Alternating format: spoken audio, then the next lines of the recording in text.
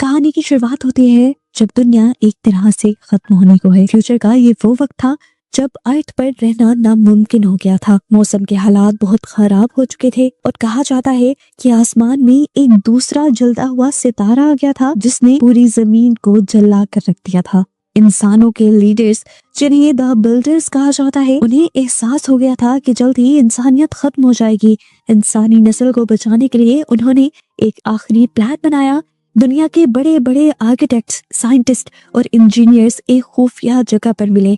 उन्होंने फैसला किया कि जमीन के नीचे एक बहुत बड़ा सा शहर बनाएंगे, एक अंडरग्राउंड सिटी, जहां पर लोग अगले 200 सालों तक सेफ रह सकेंगे।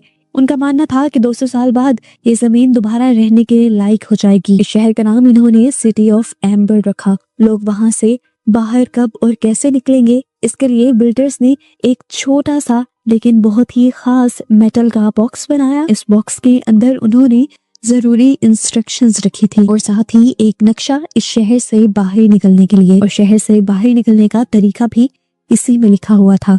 इस बॉक्स पर एक टाइमर सेट किया गया था जो ठीक 200 साल बाद अपने आप खुलने वाला था।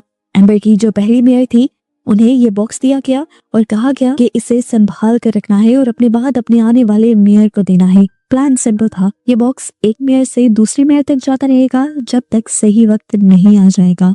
काफी लंबे अरसे तक तो मेयर अपना ये रिचुअल करते रहे कि नहीं, ये बॉक्स आने वाले मेयर को देते रहे, लेकिन फिर किस्मत को कुछ और ही मंजूर था। जब ये बॉक्स 7वें मेयर तक पहुंचा तो वो अचानक बीमार पड़ गया और इससे पहले कि वो ये बॉक्स दूसरे मेयर को दे पाता, उनकी वहीं पर मौत हो गई। मौत की अफरा तफरी में ये बॉक्स किसी को दिया ही नहीं गया, तो बस एक पुरानी अलमारी में पुराने कपड़े के बीच कहीं खो गया और लोग उसे भूल गए। जो चेन बनी हुई थी वो टूट गई। एम्बर के लोग भूल ही गए कि उन्हें कभी वहां से बाहर भी निकलना था। वक्त गुजरता गया, वो 200 साल पूरे हो गए और अलमारी के अंदर अंधेरे में रखा हुआ बॉक्स अपने आप खुल गया, लेकिन उसे देखने वाला वहां कोई नहीं था। अब आज के वक्त में सिटी ऑफ एम्बर के हालात बहुत खराब हो चुके हैं। शहर टूट रहा है। वो बड़ा सा जनरेटर जो पूरे शहर को बिजली और रोशनी देता है, वो अब जवाब दे रहा है। शहर में ब्लैकआउट्स यानी अंधेरा होना बहुत आम बात हो गई है और अब तो यहाँ लंबे लंबे समय तक अंधेरा रहता है। गोदाम जो पहले खाने पीने की चीजों से भरे होते थे, अब खाली हो रहे हैं। लोग डरे हुए हैं, लेकिन वहाँ की सरकार उन्हें झूठ बोलती है कि सब कुछ कंट्रोल में है। हमें शहर के हालात का असली पता तब चलता है जब वहाँ एक बहुत बड़ा दिन आता है जिसे असाइनमेंट डे कहते हैं। ये वो दिन है जब स्कूल खत्म करने वाले बच्चों को जिंदगी भर के लिए एक जॉब दी जाती है। अंदर में आप अपनी मर्जी से जॉब नहीं चुन सकते। आपको एक बैग में से पर्ची निकालनी होती है और उस पर्ची पर लिखी हुई जॉब आपको पूरी जिंदगी करनी पड़ती है। यहाँ हम दो मेन कैरेक्टर्स से मिलते हैं। पहला है डॉन हेरो, जो कि इलेक्ट्रिशियन बनना चाहता है ताकि वो जनरेटर ठीक कर सके, और दूसरी तरफ है लीना, एक चुलबुली सी लड़की जिसका सपना है कि वो मैसेंजर बने ताकि उसे पूरे शहर में भागने दौड़ने की परमिशन मिल सके। जब पर्ची निकालने की बारी आती है तो किस्मत उल्टा खेल खेलती है। लीना के हाथ में पाइप वर्कर लेबर की जॉब आ जाती है, जिसका मतलब है कि वो शहर के नीचे अंधेरी सुरंगों में काम करेगी। वहीं दूसरी तरफ डॉन को मैसेंजर की जॉब मिलती है और ये दोनों ही अपनी जॉब देखकर बहुत ही ज्यादा उदास हो जाते हैं। डॉन तो कुछ ज्यादा ही उदास है क्योंकि इधर उधर पहुंचकर वो जब सबको सबके मैसेजेस डिलीवर करेगा तो जनरेटर किस तरह ठीक करेगा। मौका देखकर लीना डॉन से ये जॉब बदलने की बात कहती है और डॉन फौरन ही मान जाता है क्योंकि पाइप वर्क्स जनरेटर के पास ही है। अगर वो पाइप वर्क्स का काम लेगा तो जल्द ही जनरेटर तक भी पहुंचने का मौका मिल ही जाएगा। ये दोनों आपस में अपनी जैकेट्स बदल लेते हैं और दोनों को ही काम मिल जाता है जो वो चाहते थे। लीना खुशी खुशी भागते हुए घर जाती है ये खबर सुनाने के लिए। वो अपनी बूढ़ी दादी और अपनी छोटी बहन पॉपी के साथ रहती है। दादी की तबीयत ठीक नहीं रहती, उनकी याददाश्त अब कमजोर हो रही है और वो दिन भर अपनी अलमारी में कुछ ना कुछ ढूंढती रहती हैं। उनको लगता है कि उनकी कोई बहुत ही जरूरी चीज गुम हो गई है, पर उन्हें याद ही नहीं आ रहा कि वो क्या चीज है। इधर हमें डॉन को दिखाया जाता है जिसका पहला दिन टनल्स में शुरू होता है। वहाँ वो एक पुराने वर्कर सोल से मिलता है।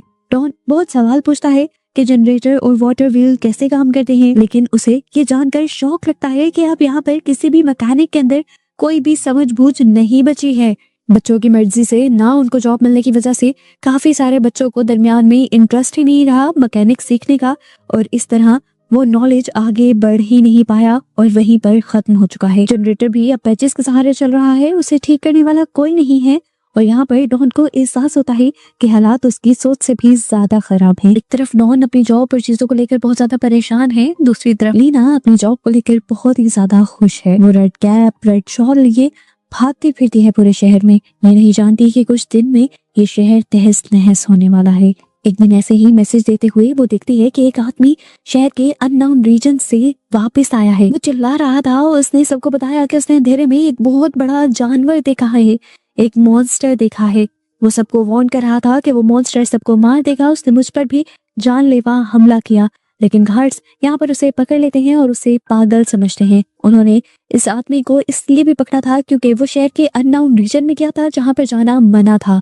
गार्ड्स उसे घसीटते हुए यहाँ से ले जाते हैं और पीछे उसके पास से कोई चीज गिर जाती है। ये एक बड़ा सा सीन था जो सच में एक बहुत बड़े कीड़े का लग रहा था। लीना उसे उठा लेती है और छुपा लेती है और यहाँ पर उसे एहसास होता है कि शहर के अननोन रीजन के अंधेरे में कुछ ऐसा राज छुपा है जिसके बारे में कोई बात नहीं कर रहा। कहानी में एक नया मोड़ तब आता है जब लीना अपने घर होती है।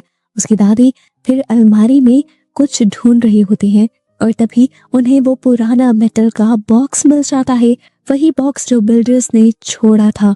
छोटी पॉपी उसे पहले ही खोल लेती है और उसके अंदर के कागज चबाने लगती है और लीना मुश्किल से उन टुकड़ों को बचाकर जोड़ लेती है। उन कागजों पर अजीब सी लिखावट थी जो एम्बर में नहीं होती थी। लीना समझ जाती है कि ये वही जरूरी चीज थी जो दादी ढूंढ रही थी। लीना उन टुकड़ों को कागज की पजल की तरह जोड़ने की कोशिश करती है और उसे कुछ कुछ लफ्ज समझ आते हैं, जिस तरह इंस्ट्रक्शन, रिवर, डोर। उसे यकीन हो जाता है कि ये वही शहर को बचाने का रास्ता है जिसके बारे में कभी उसने अपने दादा और अपने बाबा से सुना था। वो इसे लेकर मेयर कोल के पास चली जाती है, लेकिन मेयर को लोगों को बचाने में कोई इंटरेस्ट नहीं था। वो एक करप्ट और मतलबी आदमी है जो लोगों को झूठी तसल्ली देता रहता है, जबकि असल में वो शहर का बचा कुचा राशन अपने लिए छुपा रहा है। जब लीना उसके ऑफिस में होती है, वो दीवार पर लगे पुराने मेयर की तस्वीरों में वही मेटल बॉक्स देखती है जो 7वें मेयर के हाथ में था और वो 7वां मेयर असल में लीना के ही दादा थे। अब उसे पक्का यकीन हो जाता है कि ये बॉक्स बहुत ही खास है। लीना को लगता है कि उसे मदद की जरूरत है, इसीलिए वो डॉन के पास जाती है। दोनों मिलकर समझने की कोशिश करते हैं। उन्हें समझ आता है कि ये इंस्ट्रक्शंस पाइप वर्क्स की तरफ इशारा कर रही हैं जहाँ डॉन काम करता है। कागज पर एक दरवाजे का और बाहर निकलने का भी जिक्र था।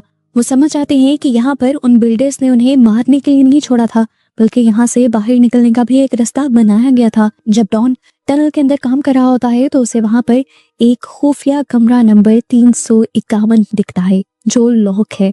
वहां उसे एक बड़ा सा जानवर भी दिखाई देता है, एक म्यूटेटेड मोल जैसा कीड़ा, जिसे देखकर वो बहुत ज्यादा डर जाता है और वो कीड़ा भी उसका पीछा करता है। इससे साफ जाहिर हो जाता है कि अब इस बंकर्स के अंदर और रहना ज्यादा खतरनाक हो चुका है। अब यहाँ पर मॉन्स्टर्स पैदा होने लगे हैं। आज एक हुआ है, कल 2 होंगे और फिर हजारों, और ये इंसानों को खत्म कर देंगे। बाद में लीना और डॉन देखते हैं कि जो फूड गार्ड है, जो सारे राशन की रखवाली करता है, वो चुपके से उस कमरे के अंदर जा रहा था।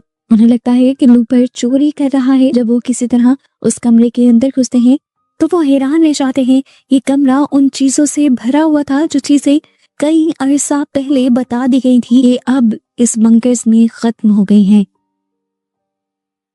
इसलिए शौक उन्हें तब लगता है जब वो मेयर कोल को उस कमरे में बैठा हुआ देखते हैं।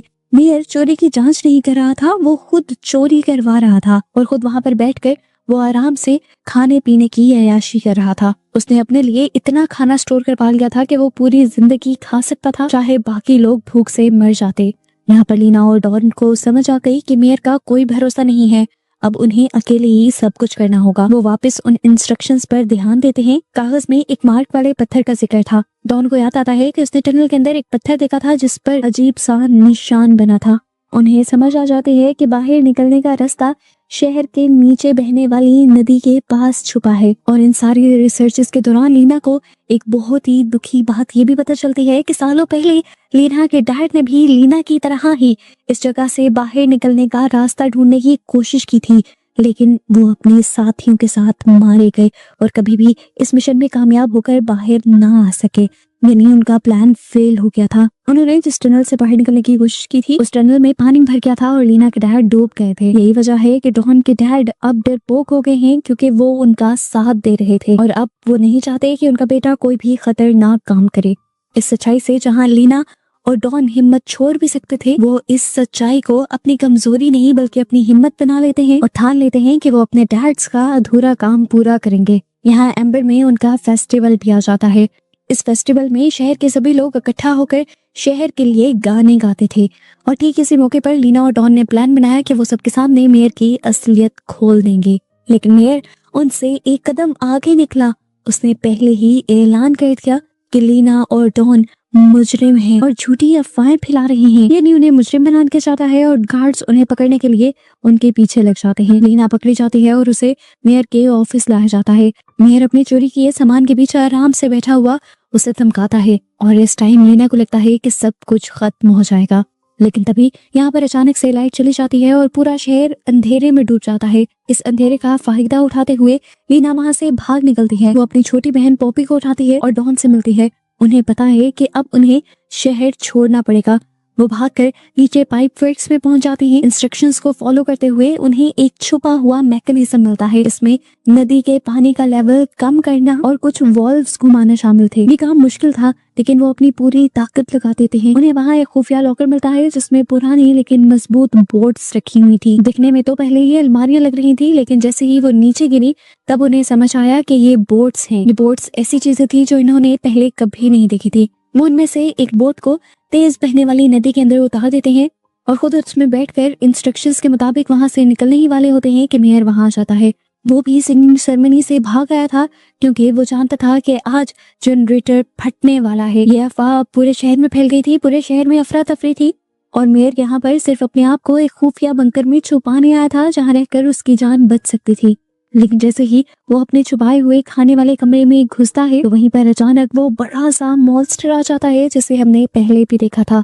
मेयर खुद ही अपनी लालच की जाल में फंसकर उस जानवर का शिकार बन जाता है।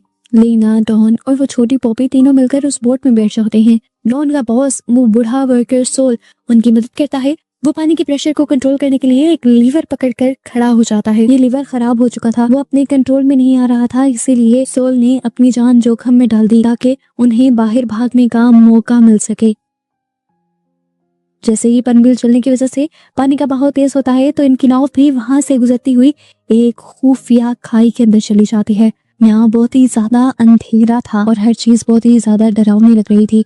ये हाई स्पीड वाटर स्लाइड जैसा था और इन्हें डर भी बहुत ज्यादा लग रहा था। अंधेरे में घूमती हुई उनकी बोट बड़े बड़े झरनों से होती हुई नीचे गिराती है एक बहुत बड़ी केव के अंदर। वहाँ दीवार पर उन्हें बिल्डर्स का लिखा हुआ एक मैसेज दिखाई देता है जो उस टाइम वहाँ आने वालों के वेलकम के लिए उन्होंने लिखा था। और ये पढ़कर इन दोनों को एहसास हो जाता है कि ये लोग फाइनली कामयाब हो गए थे। इनकी खुशी का तो कोई ठिकाना ही नहीं था। यहाँ से अब इन्हें बहुत ही लंबी सीढ़ियां चढ़नी थी। ये उन गोल गोल सीढ़ियों को चढ़ना शुरू कर देते हैं। घंटों चढ़ने के बाद उन्हें ऊपर से थोड़ी सी रोशनी दिखाई देती है। थोड़ी सी और सीढ़ियां चढ़ने के बाद वो ऊपर की चीजें हटाते हैं और फाइनली पहली मर्तबा जमीन पर आसमान के नीचे सांस लेते हैं। लेकिन अफसोस कि जमीन पर भी उतना ही अंधेरा था जितना नीचे था। असल में ये लोग तो पैदा होने से अब तक कभी जमीन पर गए ही नहीं थे। इन्हें रात का तो कोई कॉन्सेप्ट था ही नहीं। ये लोग बहुत ही ज्यादा उदास हो गए थे लेकिन फिलहाल चांद और सितारों को देखकर खुश भी थे। अब ये लोग यहाँ आ गए थे, वापस जाने का तो कोई रास्ता ही नहीं था। ये लोग यहीं सो जाते हैं और सुबह इनकी आंख रोशनी से खुलती है। आसमान में ये लोग देखते हैं तो आहिस्ता आहिस्ता एक तरफ से सूरज उग रहा था। सूरज की रोशनी पड़ते ही यहाँ पर सारे परिंदे उड़ने लग जाते हैं और चहचहाने लग जाते हैं।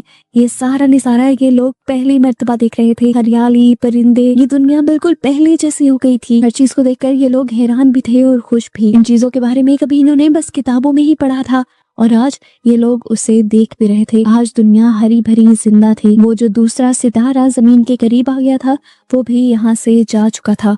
वो लोग खुशी खुशी जमीन पे घूमने लग जाते हैं और घूमते हुए उन्हें एक गहरा गड्ढा दिखाई देता है जो मोटी ग्लास से ढका हुआ था।